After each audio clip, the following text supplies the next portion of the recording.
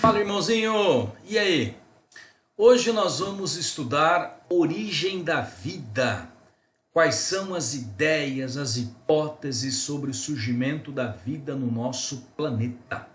Vamos pegar tudo sobre a origem da vida hoje. Vem cá comigo, irmão. Essa história sobre como a vida surgiu, ela desperta na gente uma curiosidade muito grande, né? A respeito disso. Existe Deus na jogada, não tem Deus na jogada, é só ciência, é só acasos. E essa discussão aí, ela percorre milênios e milênios da humanidade. E essa história de tentar explicar da onde que a vida, como a vida surge, ela é mais velha do que Cristo. Aristóteles, antes de Cristo, foi um dos carinhas que propôs uma teoria para explicar a origem da vida. E essa explicação ficou conhecida pelo nome de geração espontânea ou abiogênese. O pessoal da geração espontânea ou abiogênese acreditava que a vida surge da matéria bruta, da matéria inanimada. Eles acreditavam, amigos, que qualquer coisa sem vida, qualquer coisa bruta, inanimada, poderia se transformar em vida.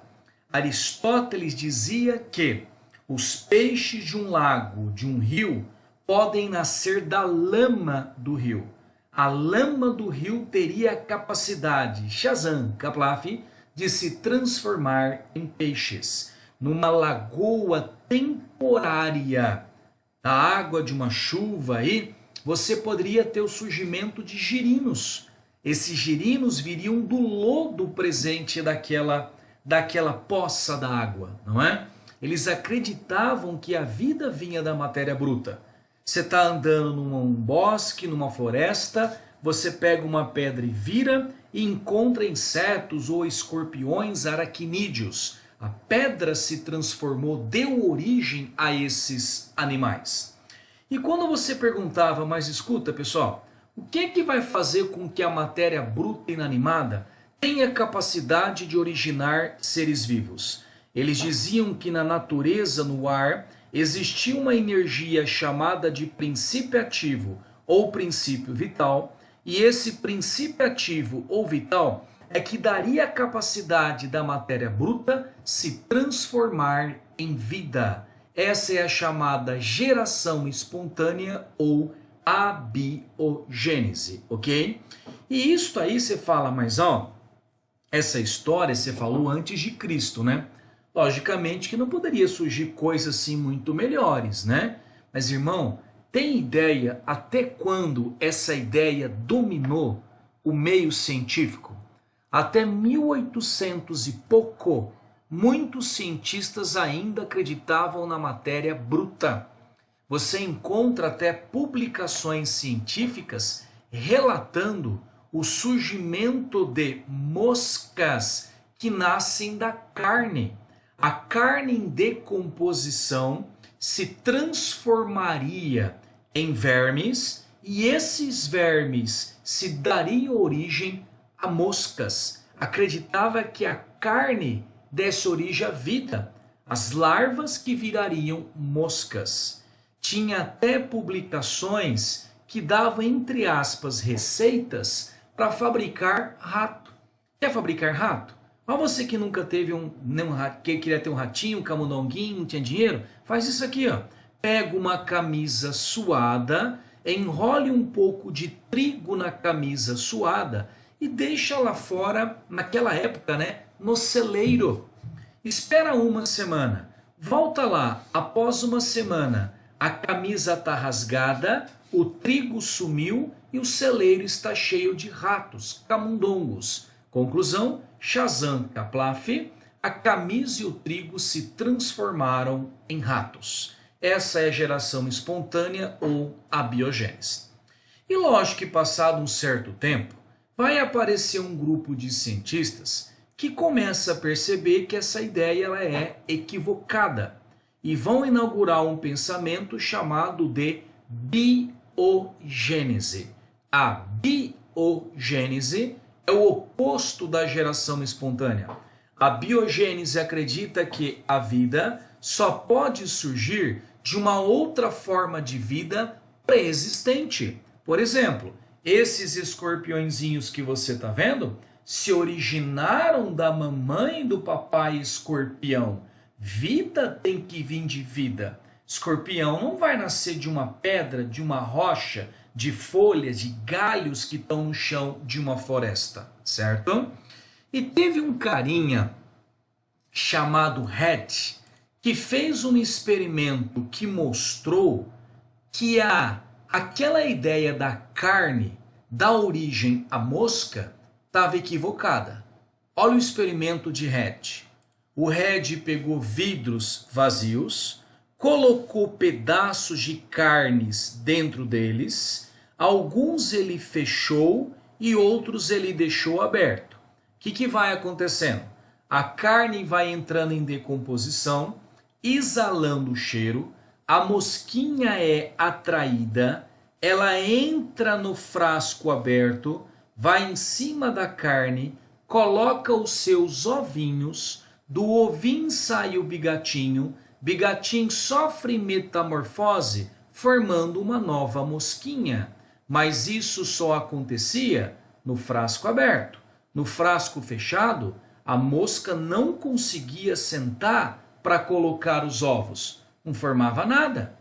Red pegou o experimento dele e levou para o pessoal da geração espontânea, né? As academias de ciências na época para analisarem, para eles questionarem.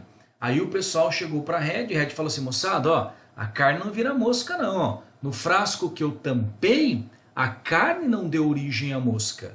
O que eles responderam? Bem, Red, a hora que você tampou o frasco, talvez você não tenha deixado o princípio ativo, o princípio vital do ar entrar em contato com a carne. Por isso que ela não deu origem a moscas. Red ficou nervoso, cara. Red repetiu o experimento dele. Só que agora ele fechou o frasco com uma gaze, com uma telinha. Sabe aquele paninho, a gaze, que você coloca em cima do machucado, cheio de buraquinho? Vou chamar de telinha. Ele fechou o frasco com a telinha. A telinha tinha buraquinhos para permitir o princípio ativo do ar passar pelo frasco e entrar em contato com a carne, mas não permitia a mosca entrar para colocar os ovinhos. Dito e feito, irmão. Repetido o experimento, que aconteceu? Nada. A carne não deu origem a moscas, mostrando que não era o princípio ativo do ar. Era a mosquinha que colocava os ovinhos na carne e do ovinho ia nascer o bigatinho e depois uma nova mosquinha. Com esse experimento de Red e outros experimentos que foram feitos também, a geração espontânea começou a perder força no meio científico. E a biogênese começou a crescer, a se alastrar. A biogênese diminuiu. Mas não pensa que o pessoal da abiogênese, da geração espontânea, darão por vencidos. Eles vão tentar renascer quando se inventa o microscópio.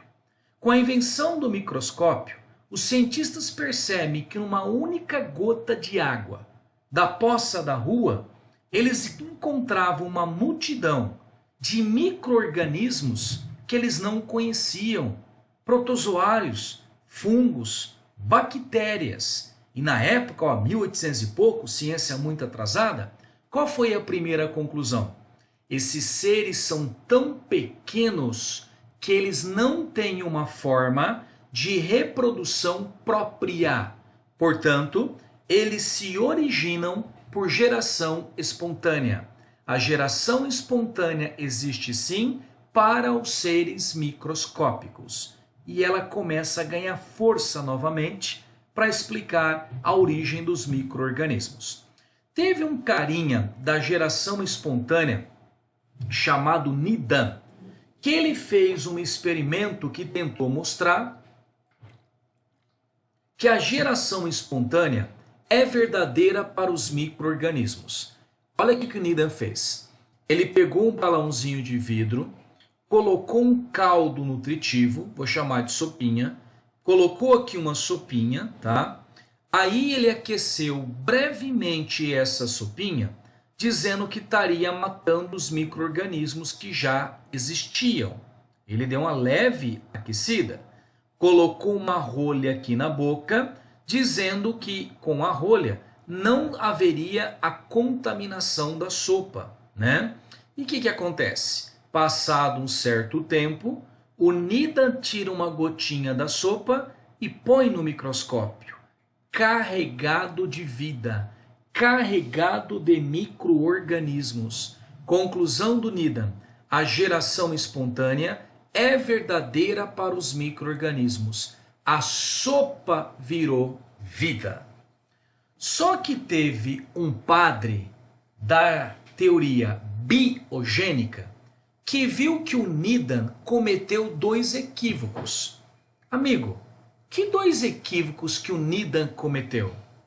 Primeiro, aquecer brevemente a sopa não mataria todos os micro-organismos já existentes.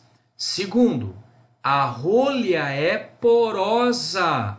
A rolha tem buraco. A rolha não fecha hermeticamente o frasco. Você põe uma rolha no microscópio, é cheia de buraco.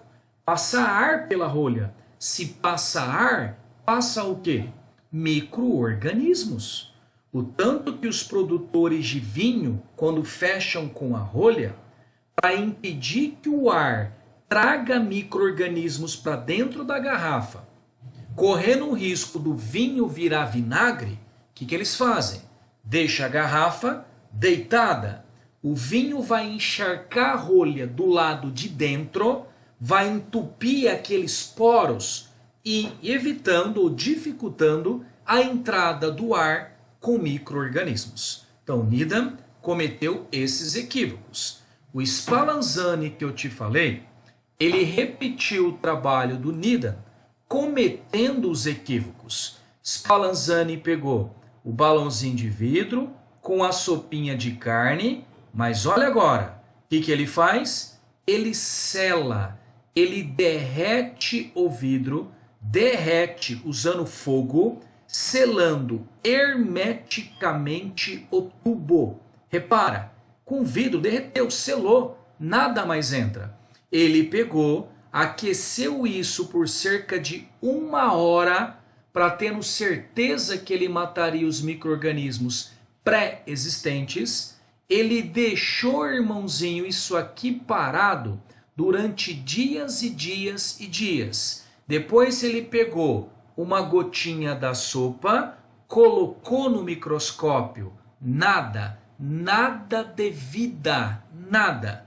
O Spallanzani chegou para o Needham e falou: Needham, eu repeti teu experimento, cara, e não aconteceu nada.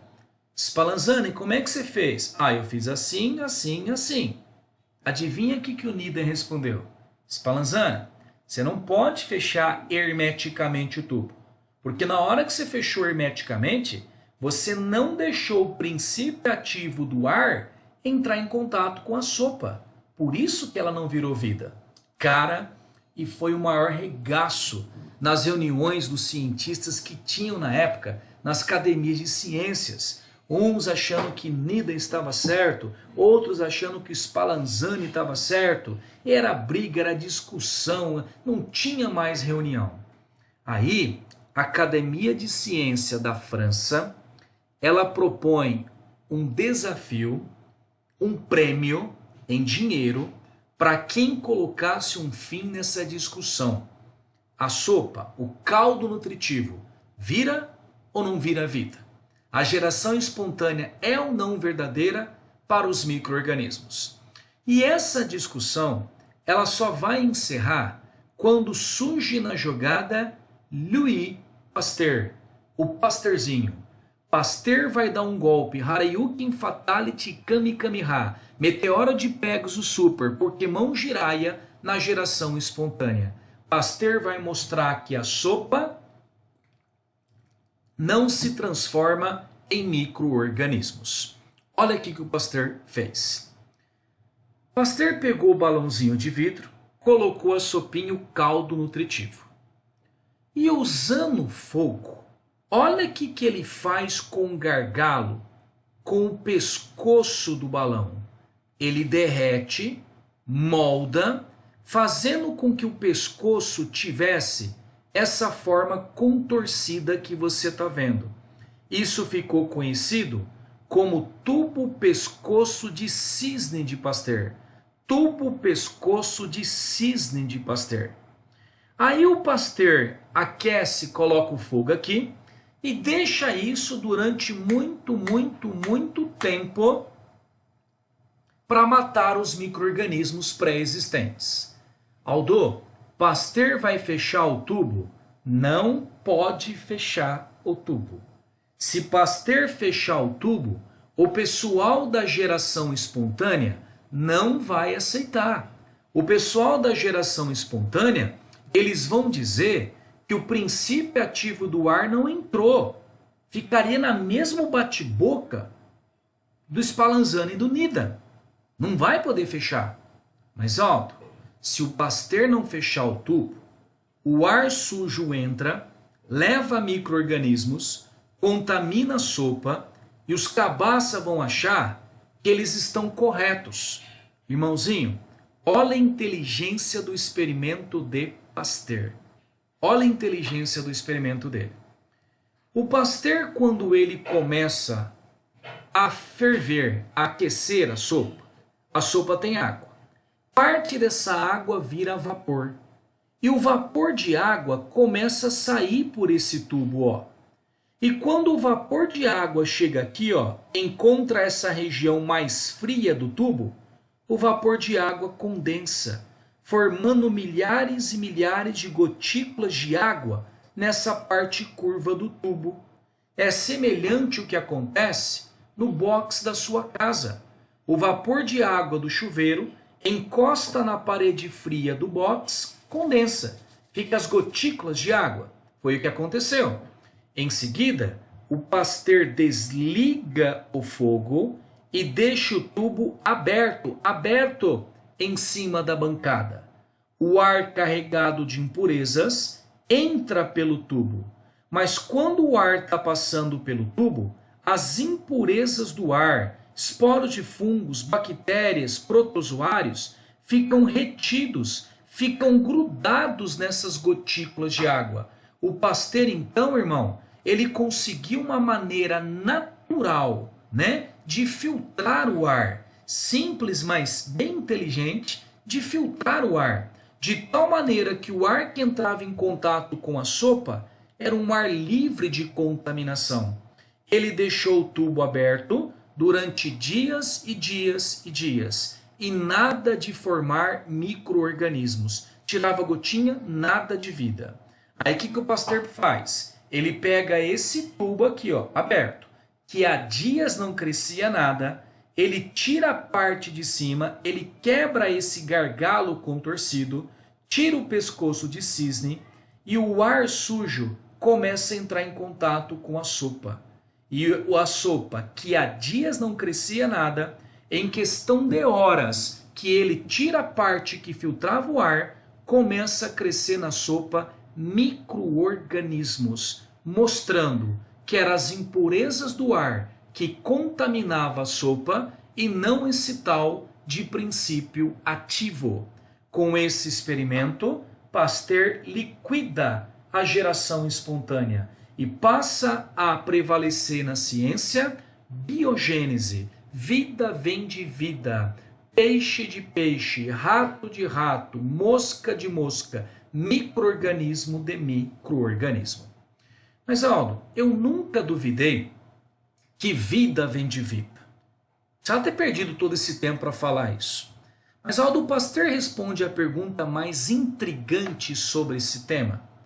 Como surgiu o number one, o primeiro ser vivo?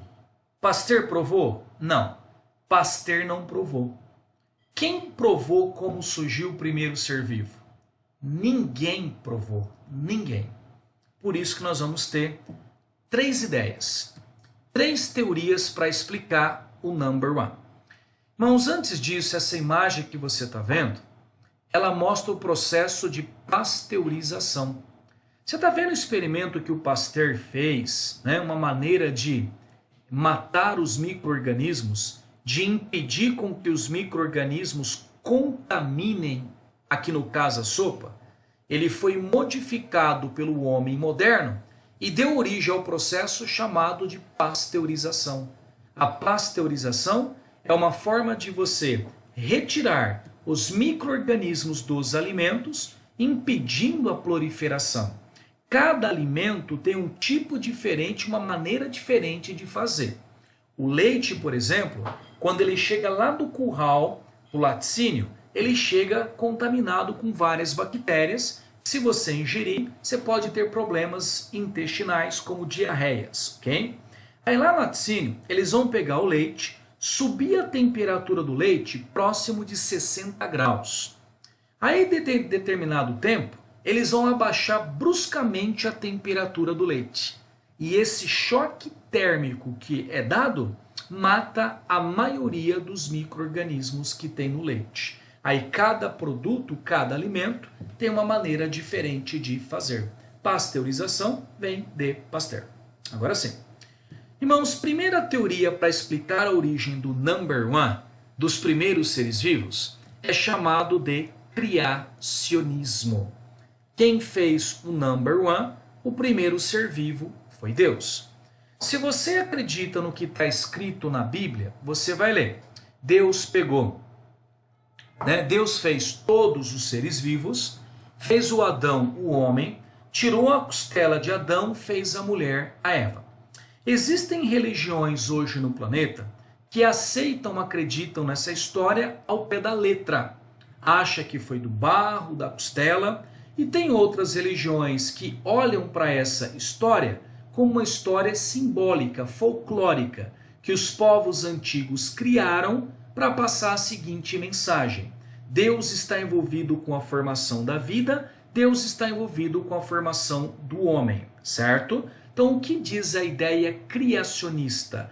Quem fez o number one, o primeiro ser vivo, foi Deus. Outra ideia para explicar a origem do primeiro ser vivo é chamada de panspermia cósmica. Eu brinco, eu chamo de teoria do ET. Tem gente que acredita que a vida da Terra veio de outros planetas. Não estou dizendo necessariamente homenzinhos verdes viajando em espaçonaves ultravelozes, Speed Racer, The Flash. Não. Muitos acreditam que meteoros e cometas que caíram aqui no passado trouxeram as primeiras células, as primeiras formas de vida. E toda a vida que você conhece hoje é evolução dessas células alienígenas. Só que aí nós temos um problema, né? Enquanto não for provado a existência de vida em outros lugares, não dá também para ser uma confirmação disto. A ciência, ou a maioria dos cientistas, elas não vão ficar nem com o criacionismo, nem com a panspermia cósmica. Vão ficar com a outra teoria, a teoria científica. Mesmo que você não acredite nisto que eu vou falar, é isso que você tem que mostrar, responder no vestibular. A ciência tem uma ideia, uma teoria chamada de evolução química. Ela foi proposta por 2 cientistas, o Oparin e Aldane.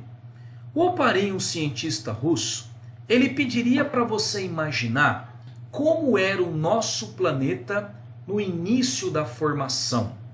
Altas cadeias de montanhas, vulcões soltando lava, temperaturas altíssimas, vida nesse momento nem pensar, esqueça nesse caos, temperaturas incompatíveis com a vida. A Terra nesse momento era um paraíso do capeta, spa do demônio.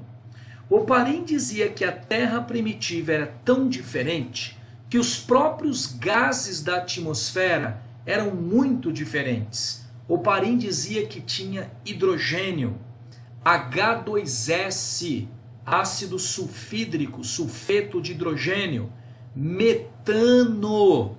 E olhe uma coisa importante, o que não existia na Terra primitiva, que é essencial para a maioria da vida hoje, o oxigênio.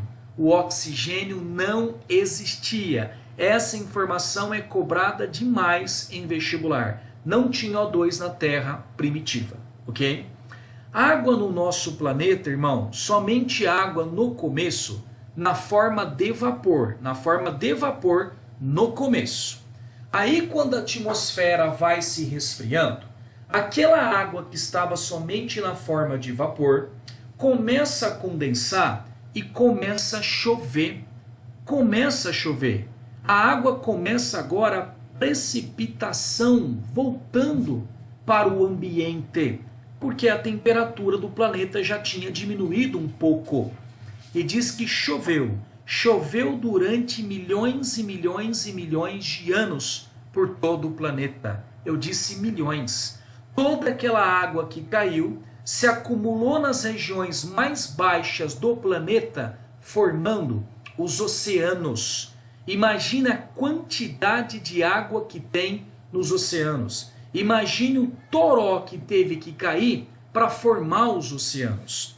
O Oparin vai dizer que toda a água que caiu, choveu tanto, que ela foi tirando das rochas os elementos químicos e levando para alto mar. Choveu tanto que a água foi arrastando parte dos gases que existiam na atmosfera e levando aqueles gases, companheiro, lá para o oceano. O mar vai se transformar numa imensa tabela periódica natural, numa imensa sopa de letrinhas, cheia de substâncias químicas prontas para reagir. Substâncias químicas retiradas das rochas e também parte dos gases que existiam na atmosfera. O Oparin vai dizer assim, se nos oceanos primitivos tinha água líquida, solvente universal, se tinha substâncias químicas das rochas da atmosfera e se tinha energia da onde? Das tempestades elétricas que caíam em alto mar. Os raios que caíam, relavam na água, forneciam energia nesse tubo de ensaio gigantesco. O Oparin vai dizer, reações químicas ao acaso vão acontecendo. Moléculas mais simples vão reagindo, se transformando em moléculas cada vez mais complexas. Ligação covalente, ligação iônica, ponte de hidrogênio e moléculas simples, inorgânicas simples, vão reagindo e se transformando em moléculas orgânicas complexas. Simples, a molécula simples evolui por reações químicas ao acaso, virando molécula mais complexa. Qual é o nome dessa teoria? Teoria da evolução química. Evolução química. As moléculas inorgânicas simples vão evoluindo, se transformando em moléculas orgânicas mais complexas. E uma das primeiras moléculas que o Oparin dizia que se formou nos oceanos primitivos e que é essencial para a vida são os aminoácidos. Ele acreditava que os aminoácidos tenha sido uma das primeiras moléculas orgânicas que se montou sozinho naquelas reações químicas. Depois te falo por que aminoácido. Mas olha a informação. Aminoácido com aminoácido com aminoácido dá origem a quê? As proteínas. Os aminoácidos vão se juntar um com o outro, originando as proteínas. Está percebendo a continuidade da evolução química? Uma molécula orgânica simples junta com outras, formando uma molécula orgânica mais complexa. Aí, nessa história, vai ser acrescentado uma palavra que geralmente você perde a questão quando cai. O Oparin vai colocar nessa história agora um termo chamado de coacervato. Coacervato. Olha essa palavra. O que é esse coacervato? Amiguinho, quando aminoácido se junta com aminoácido forma proteína. O Oparin dizia que o oceano estava cheio de proteínas, bolotas de proteínas. E quando você coloca proteínas no meio aquoso, forma em volta desse aglomerado de proteínas uma película de água. De tal maneira que se você olha no microscópio, a impressão que você está olhando uma bolha. Olha uma bolha. Está vendo essa bolha? É uma pelota de proteína, um amontoado de proteína com uma película de água ao redor. O Oparin chamou isso de coacervato. Então, amiguinho, coacervato é um amontoado de proteínas envolvido por uma película de água. Por que você perde a questão? Coacervato não é o primeiro ser vivo do nosso planeta. Coacervato não é a primeira célula do nosso planeta. Coacervato é um amontoado de proteínas que se formou ao acaso nos oceanos primitivos, ok? Não é o primeiro ser vivo, não é a primeira célula. E por que o Oparin colocou coacervato na história? Ele vai dizer que os primeiros seres vivos do nosso planeta, eles vão se alimentar desses coacervatos. Os coacervatos serão a comidinha desses primeiros seres vivos. Amigo, por favor, que fique claro para você, não é o primeiro ser vivo, beleza? Aí da mesma maneira que o Oparin disse que reações químicas vão formar aminoácidos, proteínas, reações químicas foram acontecendo, formando todas as outras moléculas essenciais para a vida. DNA, RNA, carboidratos se formaram por reações químicas ao acaso. E o Oparin acreditava que essas moléculas foram se juntando, originando esse amontoado de molécula, originando a primeira célula do nosso planeta. O primeiro ser vivo do nosso planeta, a primeira célula, teria se formado por um amontoado de moléculas que se juntou, que se formou ao acaso nos oceanos primitivos. Aldo, se eu falar que Deus existe, eu não posso provar. Mas por que a ciência prefere ficar com essa história? Ela pode provar isso que ela está dizendo? Não, irmão. Ela não pode provar isto. Mas por que fica com ela, então? Porque teve um bioquímico, aliás, dois cientistas, olha lá, Miller e Urey, que eles fizeram um experimento no laboratório que verificou que a história do Oparin ela é parcialmente possível. O Miller e Urey pegaram esse aparato de vidro que você está vendo, essa vidraria, e simularam uma terra primitiva. Eles colocaram aqui a água quente, imitando os nossos oceanos quentes, colocaram aqui dentro os gases que o Oparin dizia que tinha na atmosfera primitiva, hidrogênio, vapor de água, H2S, metano, e começaram a dar choque na vidraria, simulando as descargas elétricas dos raios. A água circulava, vapor vinha, compostos da atmosfera primitiva, choque, e o conteúdo era coletado aqui. Adivinha o que o Miller conseguiu coletar imitando as condições da Terra primitiva?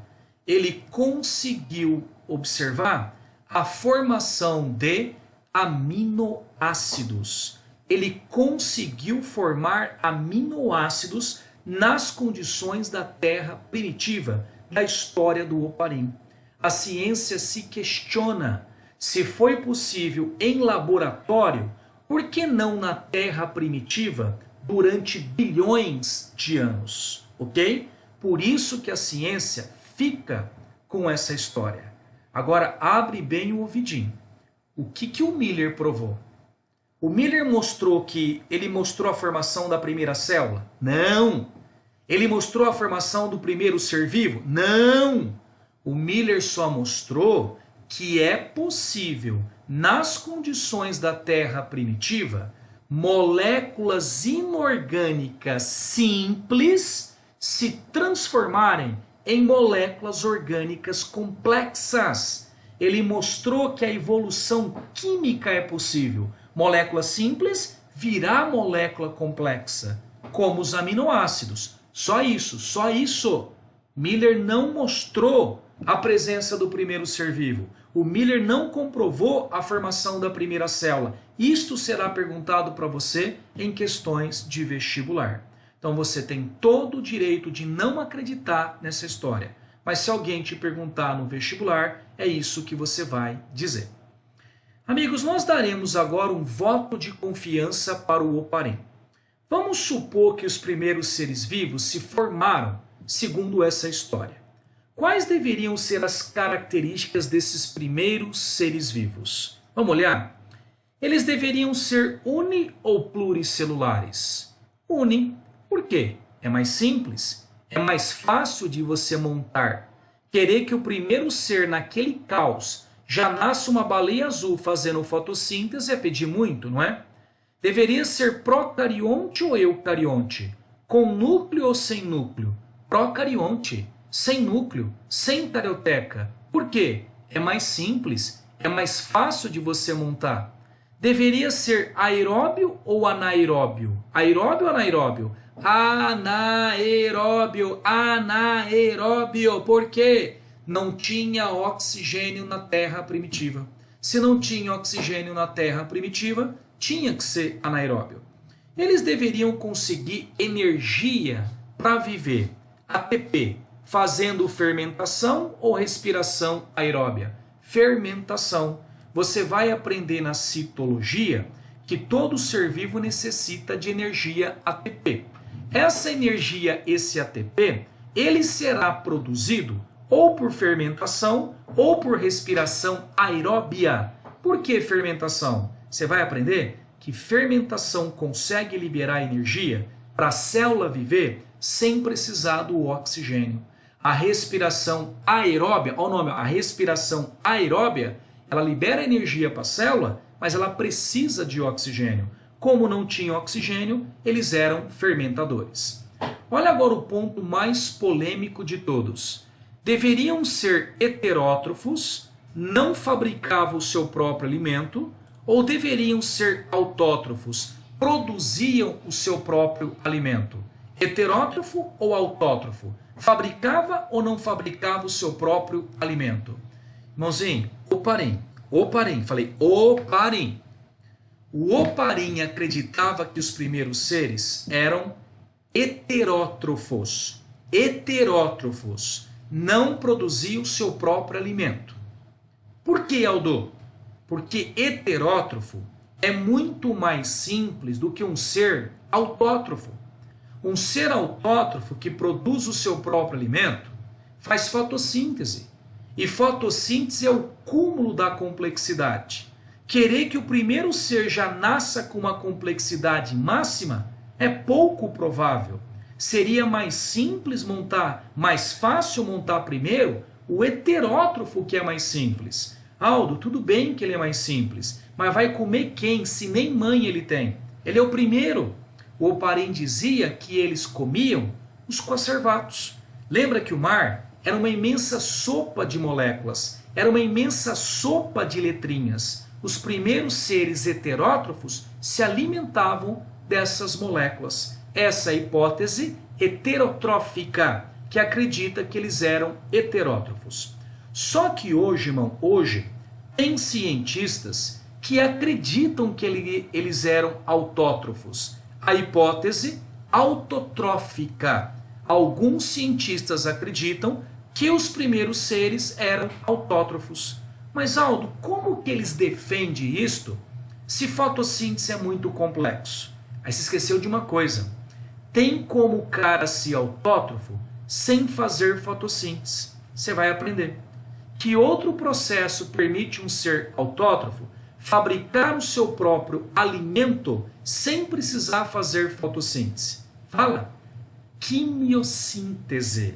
A quimiossíntese que algumas bactérias realizam permite com que ela faça o alimento sem utilizar energia da luz.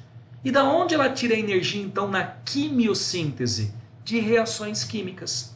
Essas bactérias executariam reações químicas, tirariam a energia das reações químicas para fabricar o seu próprio alimento. E a quimiossíntese é muito mais simples do que a fotossíntese. Então, hoje em dia, você tem duas hipóteses quanto à forma de alimentação. A hipótese heterotrófica, que diz que eles não produziam o seu próprio alimento, comiam as moléculas do oceano primitivo, e a hipótese autotrófica, que diz que eles produziam o seu próprio alimento, fazendo a quimiossíntese.